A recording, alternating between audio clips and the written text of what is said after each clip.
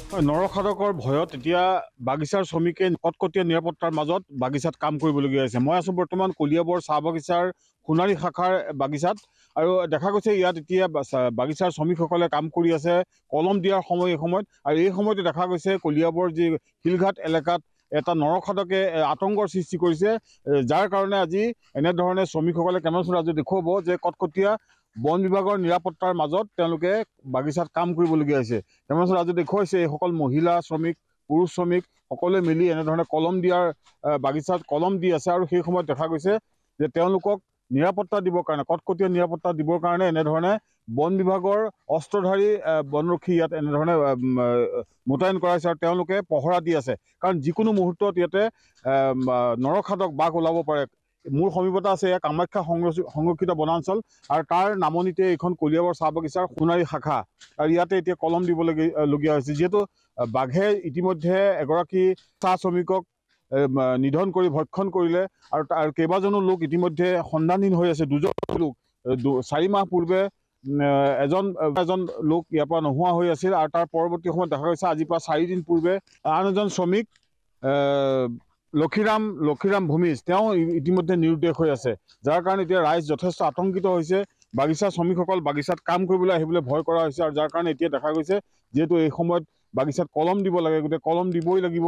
তাৰ কাৰণে এতিয়া বন বিভাগে এনেধৰণে তেওঁলোকে কটকটীয়া নিৰাপত্তা ব্যৱস্থা কৰিছে যাতে কোনো বন্যপ্ৰাণীয়ে যাতে বাঘ বা অন্যান্য বন্যপ্ৰাণীয়ে তেওঁলোকক কোনো ধৰণৰ আক্ৰমণ কৰিব নোৱাৰে, তাৰ কাৰণে তেওঁলোকে এনেধৰণে হাতত এয়া মৰণাস্ত্ৰ লৈ ইয়াতে তেওঁলোকক নিৰাপত্তা দি আছে। মই এগৰাকী বন বিষয়া আছে, তেখেতৰ পৰা জানিব বিচাৰিম।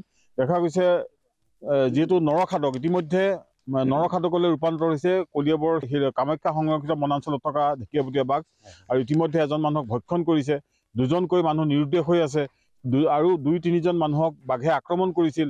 গতিকে সকলো যথেষ্ট আতংকিত হৈ আছিল আৰু সেই সময়ত বাগিচাত এতিয়া কাম কৰিছে, আপোনালোকে নিৰাপত্তা দিবলগীয়া হৈছে, কি ক'ব? হয় হয়, আমাৰ আঞ্চলিক বন বিষয়া মহোদয়ৰ নিৰ্দেশ মৰ্মে আমি আজি পুৱা 7 বজাতে আহি পালোহি, মানে যাতে যিসকল শ্ৰমিক আছে শ্ৰমিকক দ্বিতীয়বাৰ যাতে এইটো ঘটনা নঘটে সেইটো কাৰণে আমি সতৰ্ক আৰু আমি সষ্টম হৈ আছোঁ আৰু ৰাইজক তাতে সজাগো কৰি আছোঁ।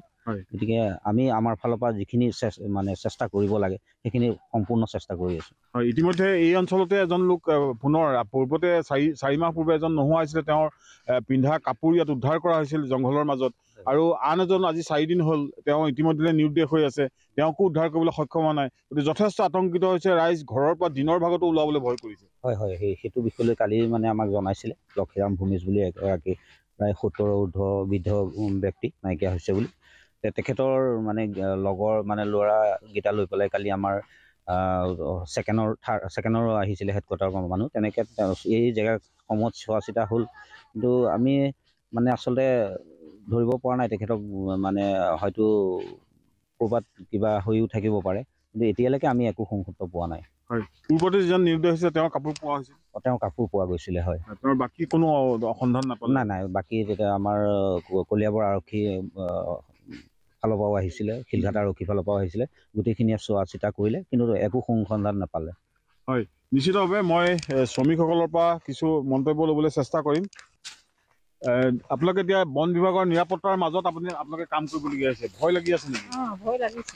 হয়, সেইটো জংঘল আছে যে সেইকাৰণে ভয় লাগিছে। এতিয়া আপোনালোকক কোনে ৰখি আছে? কোনে ৰখিব আৰু? এই ফৰেষ্টৰ মানুহ আছে? আছে, ফৰেষ্টৰ মানুহ আছে। তাৰ সেই ফৰেষ্টৰ মানুহ থকাৰ কাৰণে আপোনালোক আহিব পাৰিছে নেকি? হয়, এতিয়া ভয়ে কাম কৰি আছে? ভয়ে কাম কৰি আছে। হয়, নিশ্চিতভাৱে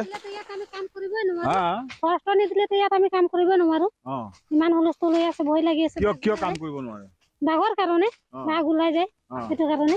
বাঘ ওলাই যায় ইয়াতে? ওলাই, আমি নিজৰ চকুৰ পৰা চাইছো বাঘ। এয়া তেওঁলোকে ভয়ে এনেধৰণে কাম কৰিবলগীয়া হৈছে, কৈছে ইতিমধ্যে যে তেওঁলোকে যথেষ্ট আতংকিত হৈ কাম কৰিছে আৰু শ্ৰমিক আছে। বাইদেউ, মানে এতিয়া আপোনালোকক ৰক্ষা কৰিবলগীয়া হৈছে, বন বিভাগৰ লোক আহি ৰক্ষা কৰিছে, তাৰপিছতে কাম কৰিছে? হয়। কি বাঘ ওলাই কাৰণে? হয়, বাঘ ওলাই থাকে নেকি ইয়াতে? ওলাই থাকে আৰু বন বিভাগৰ লোক বা নিৰাপত্তা নহলে তেওঁলোক নাহে নেকি? বন বিভাগৰ লোক নিৰাপত্তা নিদিলেতো আহিবলৈ অসুবিধা হ'ব তেওঁলোকৰ। সেই গতিকে আমিতো মানে কি এনেই কলম আমাৰ মানুহখিনি 6টা বজাতে ষ্টাৰ্ট কৰে বাগিচাত, যিহেতুকে এই বাগিচাখন এই ছেকশ্যনটো পাহাৰৰ নিচেই কাষত, গতিকে আমি কালি লাইন চকীদাৰক দি মানুহখিনিক 7টা বজাৰ পিছত কাম ওলাবলৈ আমি কৈ দিয়া হৈছিল। সেইমতে আজি মানুহখিনি 7:30 বজাত কাম আহিছে। লগতে বন বিভাগৰ মানুহ আহি আমাক যথেষ্ট সহায় কৰিছে, গাৰ্ড দি আছে এতিয়া বৰ্তমানলৈকে, আৰু সেই সহায় আমি ভৱিষ্যতলৈও পাই থাকিম বুলি আশা থাকিল। মানে যদি নিৰাপত্তা নাথাকে শ্ৰমিকসকল ভয় কৰে আহিবলৈ। নিৰাপত্তা নাথাকিলে বৰ্তমান সময়ত শ্ৰমিকসকলেতো ভয় কৰিবই, যিহেতুকে আমাৰ মেইন ডিভিজনত মানুহ এজনক বাঘে ইতিমধ্যে ভক্ষণ কৰিছে। সেই গতিকে এইটো মানুহখিনি নিশ্চয় ভয় কৰিবই। আৰু নিশ্চিতভাৱে এয়া হ'ল এনেধৰণেই তেওঁলোকে এতিয়া কাম কৰিবলগীয়া হৈছে বাগিচাত, আৰু বন বিভাগে নিৰাপত্তা দিবলগীয়া হৈছে।